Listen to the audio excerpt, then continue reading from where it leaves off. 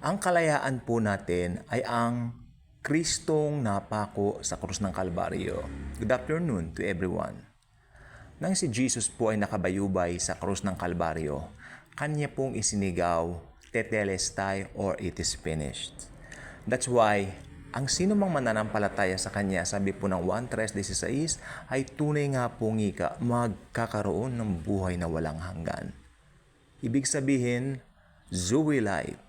Ibig sabihin, dito pa lang po, nag-umpisa na ang buhay na walang hanggan sa iyo sapagkat tinanggap mo ang God of Gods, Diyos ng mga Diyos na si Jesus Christ.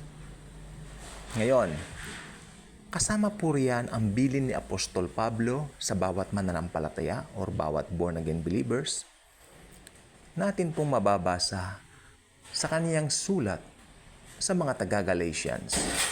Puntahan po natin ang naturang verse, Galatians chapter 5 verse 1. It is for freedom that Christ has set us free. Stand firm, then, and do not let yourselves be burdened again by a yoke of slavery.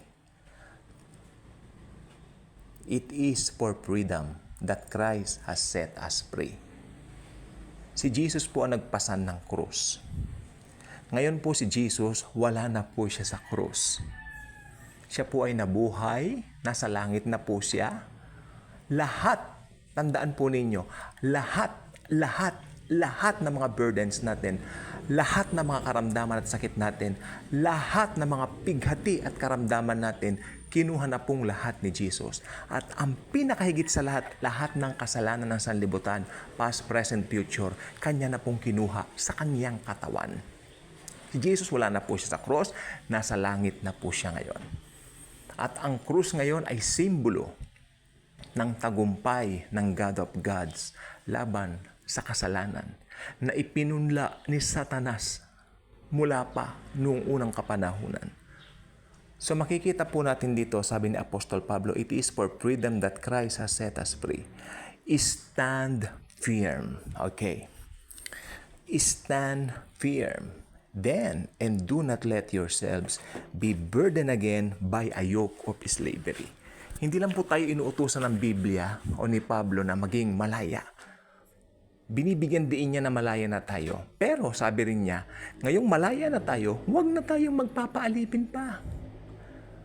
Ano po yung sinasabi ni Pablo na huwag tayong magpapaalipin pa? Well, meron pong mga bisyo ang tao, meron pong mga bagay na nag-aalipin sa bawat tao. Maaring alipin ka ng bawal na pag-ibig. Okay? Alipin ka ng porn, masturbation, alipin ka ng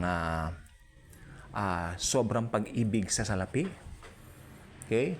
Addict ka, isa kang drug addict. Okay? Addict ka sa pera. Lahat ng klaseng addiction, including yung internet addiction, believe me, kasama po yan. Inuutusan po tayo ni Pablo na lumaya na tayo riyan. Wala na sa krus si Jesus.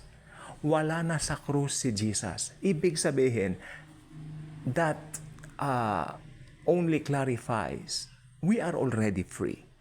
Therefore, wag na tayong paaaliping pangmuli. Kita niyo po ang Biblia? Hindi lang po sinabi ng Bible na, hey, malaya ka na. Sinasabi rin ng Bible, huwag ka na magpapaalipin pa. Ano ba yung mga umalipin sa'yo? Isa ba yung nakakahiyang gawain na ginagawa mo sa dilim?